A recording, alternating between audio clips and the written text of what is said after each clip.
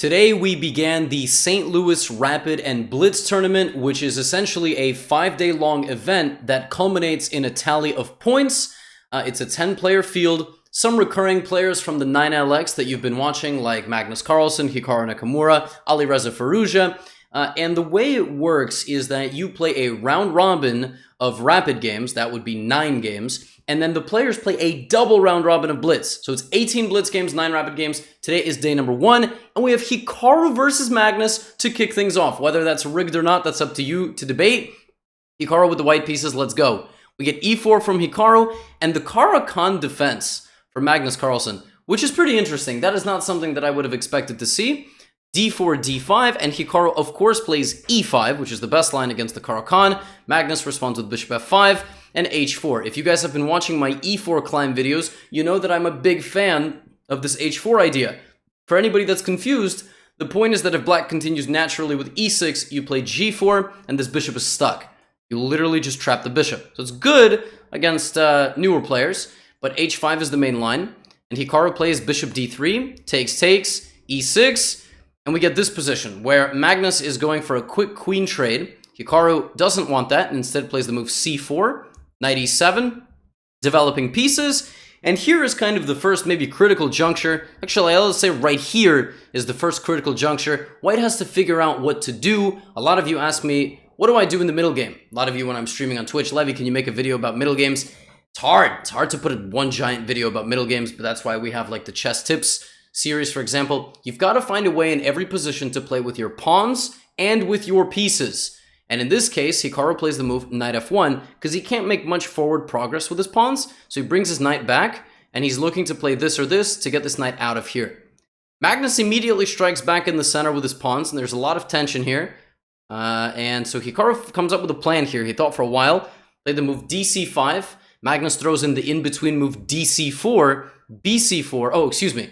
bc4 was not played, but the point is that if you play bc4, then bishop c5 and the bishop stands nicely on this square. Hikaru's whole point of dc5 was that if you took back, I would play this. And the queen can take the queen, but the bigger point is that the rook now hits the bishop, right? And so Magnus plays dc4, and if we get bc4, in the game we didn't get it. I made the same blunder 2 times. I played queen b1. If bc4 were to happen, now you cannot kick this bishop out because the rook stares into the pawn.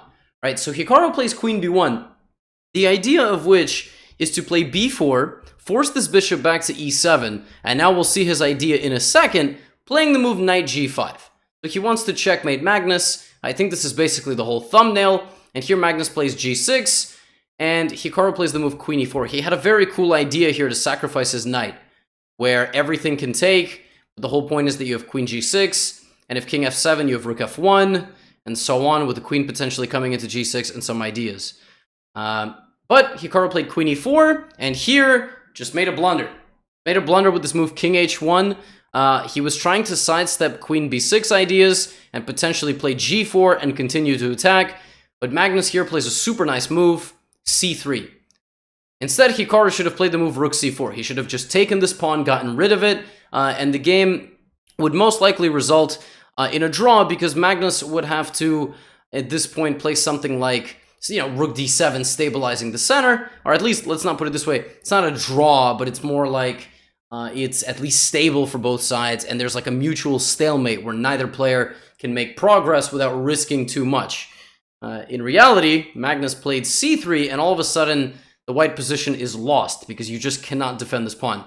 Nice idea from Magnus, takes advantage immediately, consolidates, invests fully in the c-pawn, brings in his rook, takes a pawn, nice little tactical finish there, sacrifices the rook to hit both of these pieces, and ends the game in beautiful style. Queen takes g5, sacrificing the queen to promote one, and Magnus Carlsen starts out with a victory. There was 4 decisive games in the first round. The game between Wesley So and Jeffrey Zhang started out as a Sicilian defense, a Rossolimo, which results in e6, knight e7, and Wesley played an early move d4, traded and brought his bishop back. Then he played c4 to prevent Jeffrey Zhang from playing the move d5. A little bit of shuffling ensued, but the game got really spicy around here when Jeffrey made this move d6, opening up the position a little bit. We got bishop e3, this capture, And right here is kind of like the first interesting moment of the game. Wesley has a nice positional bind because of his knight on c5. We got rook bd1, knight f8, bishop c4 to bring the bishop out toward this diagonal, and a simplification and a stabilizing of this knight and this bishop. At this point, Wesley has a very comfortable advantage, primarily because none of these pawns can move. That's like very important. He's blockading all of these pawns, and this is Wesley's game now to play for an advantage, which he does with the f pawn attack. Gets this trade, knight e5, and he's completely dominating here. Queen takes d4, picks up a pawn, and brings the queen forward once again, and is looking to hunt down Jeffrey's pawns. Super instructive technique here from Wesley, as he stabilizes, uses his extra pawn, and transforms the game into a winning rook endgame.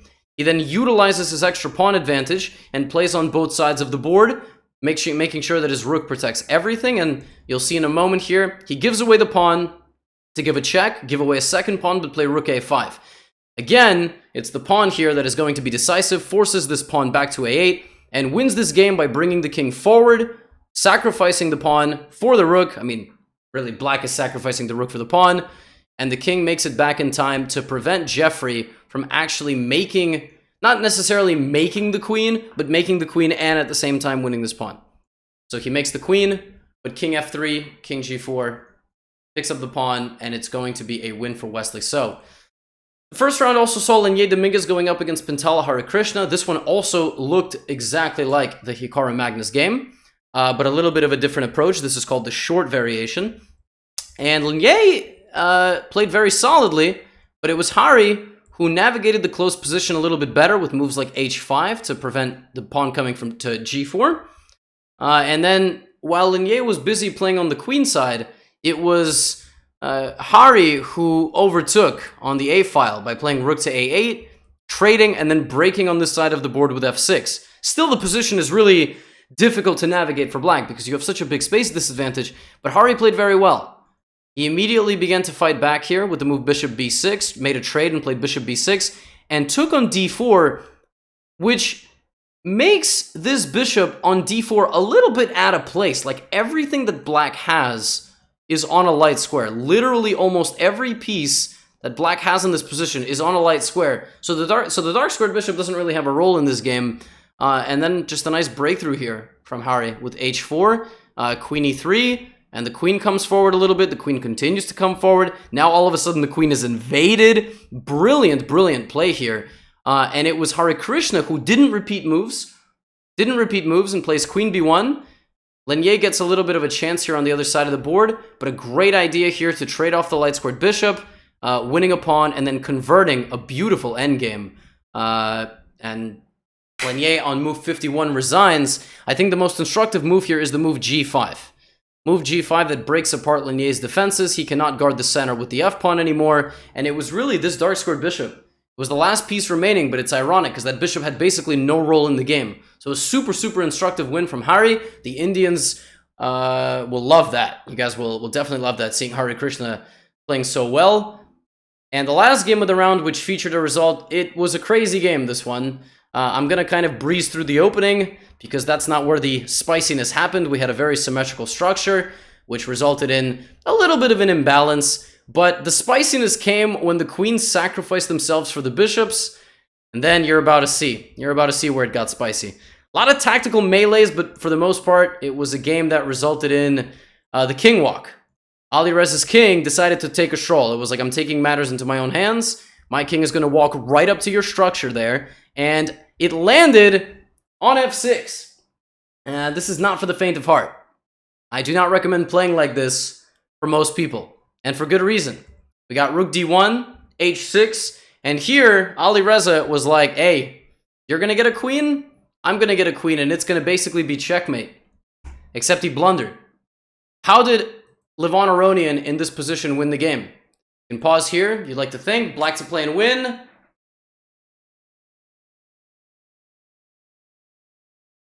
Correct. Knight d7 check. Great move. And now you have to play king g5, and I promote with the check. And after h7, knight d7, Ali Reza resigned, and Levon Aronian won his first game. In the second round, we had a game between Magnus Carlsen and Jan Nepomniachtchi. This one was super fun to begin with. It began with a very quick h5, and it led to a super imbalanced opening where the players were doing some weird stuff with the pieces, and Nepo's queen went on like a journey, watched the black queen, queen b4, queen a5, and then, you know, Magnus did everything right, striking in the center to open the position, striking in the center, and all of a sudden, rook d8. And it's actually a stabilizing situation here for Nepo, who for some reason has a rook on e5. It's like a cow that got out of a farm and went strolling on the highway. But Magnus continued to consolidate and actually transformed the game into an endgame where he's just up a pawn. But on move 38, tragedy struck. Jan Nepomniachtchi here played the move rook back to f8, and Magnus Carlsen lost the game. He lost the game because he was disconnected from the Lichess server, and according to the rules of the tournament is hosted on Lichess. If a player disconnects, their time keeps running, and whenever they reconnect, you lose the difference of the time. But Magnus only had 35 seconds, and so he disconnected, and he lost the game completely. It wasn't necessarily a worldwide server issue, it was an issue on Magnus's end. I don't know if internet, I don't know if server, but Magnus Carlsen in this position was caused a full result of the game, and actually Jan Nepomniachtchi won. I mean, potentially Magnus can play this for the win, but it's going to be difficult. It's going to be tricky, but definitely he has a slightly better position given his advantageous pawn structure. This is definitely a position Magnus would have liked to play for a win. As chess makes more online events happen, something needs to be put in place. But a really important thing to note here, my friends, is that in esports, in League of Legends, or some of these other games, usually when a team disconnects, there is a pausing of the action. But in chess, it's been thought about that a player can consult their second, a player can consult a computer, a player can consult even their own mind thinking more about a position. If you only have 20 seconds left, and now you get 5-10 minutes to think about something while your internet reconnects, it's not the cleanest situation, right? So that's what makes it difficult, and I do think that games should be paused. I feel like losing by disconnect is brutal. In the second round, we also saw Levon Aronian doing his best impression of a Buddhist. Buddhists are known for suffering and then reaching nirvana. And that's basically what Levon Aronian did. Levon Aronian had an absolutely dreadful position from a very wild opening where pawns were clashing against Alexander Grishuk. I'm really going to pick up the game right here. Levon Aronian's got a damn king on d1. Levon Aronian is getting his center shredded open with moves like f5. Levon Aronian loses all his central pawns, and now Grishuk is striking at him with a queen, a rook, a knight. Now here, in this position, Grishuk played the move c takes d4, a very natural recapturing of the knight. However, let me just flip this to his perspective. There is a brilliant, absolutely savage move here by the computer. The move c4. And the point of c4 is that you disconnect the bishop from the defense of the rook. And there is nothing that white can do. If white plays rook e1, you take. If the king takes, you win the rook. If the queen takes, you take here and you hit the knight and the rook. If after c4, you get bishop c4, right, which looks to be sacrificing material, with something like queen c4, looking like it's holding, just bishop a6 with the x-ray, and it's just game over. You are losing the game here. Queen c6 doesn't matter that you hit this rook, because I take, it's check, and I'm going to checkmate you in a second. Grishuk took on d4, and let me just flip this to Levon's perspective again, and Levon started to stabilize. He stabilized the position, traded off the queen, traded the rooks, and was able to get this game all the way down over the next 20 moves to a bishop endgame, outmaneuvering, I should say, Grishuk with the move bishop e8, and same color bishop endgames are a win for the person that has the correct pass pawn, and in this game, it definitely is a correct pass pawn, because this pawn goes to b6. The only way to stop it from going to b7 is to play something like this. We get king c7, king f4, white to play and win. Very nice. Bishop b5. And Grishuk resigns because his bishop is out of moves. If you take, I promote, and Levon Aronian will definitely win with a queen versus a bishop. The final round of the day featured some action. We saw Grishuk versus Pantala Harikrishna once again, an absolutely insane opening we've seen throughout. This is called the Botvinnik Semislav. It's when black takes on c4, defends like this, and normally play goes something like e5, h6, bishop h4, g5, knight sacrifice with knight d7. there was a book by Kornev on this line, and there are 40 moves of theory here in the Botvinnik. You guys can look this up if you'd like. It's completely insane. There's over 40 moves of theory. But in this game, we got an early a4 from Grishuk, and Pentala parked his queen on the a6 square, defending his queen side. I didn't like it at the time of the broadcast, but he played very well. He traded, and then he broke in the center at an important moment with c5, activating his light-squared bishop. But it was still a super chaotic game where Pentala just kept his king cozy with the knight. Rook came out this way, queen c6 offering a trade of queens, very nice move. And then he began to simplify, and it was the rook coming out to g5 and knight coming to d3 with geometry, hitting the pawn, the knight and the pawn. Super nice play here from Pentala. And Grishuk, in his patented time trouble, decided not to repeat. He could have repeated moves, but instead he blundered. Well, I don't know if he blundered, but he might have invested this bishop to get this pawn promotion. But this is already very dangerous for Grishuk, and king f1 is just simply lost. Bishop d3 is a mate net. King e1, knight takes f3, king d1, rook a1 is mate on the board. Alexander Grishuk blundering a checkmate net in a mad time scramble, going down once again, and Hare Krishna wins again and had a triumphant first day. The other important moment, maybe the only missed chance in the third round, was a Berlin defense between Linier, Dominguez-Perez, and Hikaru Nakamura, which really got spicy here. And only for a moment. It was here that Hikaru played the move a5, trying to get ba5, ba5, and more or less a stabilization. But after a5, White has a move here that wins the game. Let's see how good you are at tactics. You'll give you another 5 seconds to pause the video and think about it.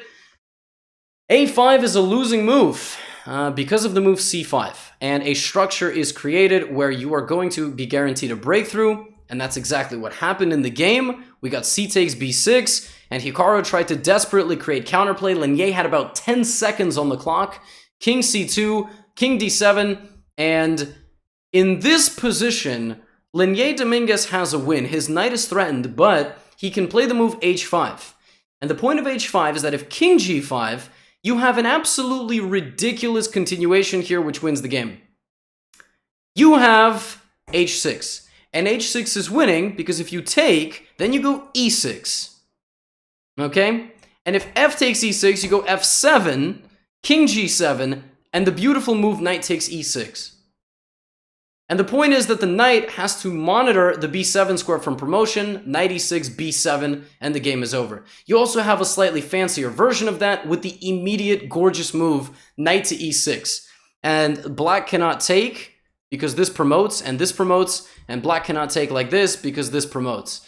So what actually happened in the game is that Linier played knight d3 because he thought that his knight was under attack, hitting this knight, and he blundered the move knight a4 check, blundering the b6 pawn, and Hikaru was able to create a fortress and trade off everything, and the game ends in a draw. But it could have been a disastrous day for Hikaru. Could have been half out of 3. Instead, he does get 1 out of 3 with 2 draws and the loss to Magnus. And after the first day, we have the following situation. Let me pull this up for all of you to see.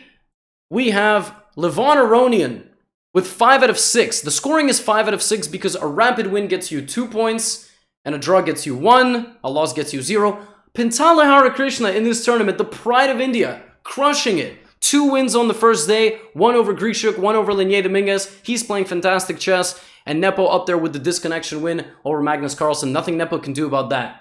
That is just part of the rules, and he gets the win. Let me know who your favorite is. Remember that this is not a Rapid and Blitz event.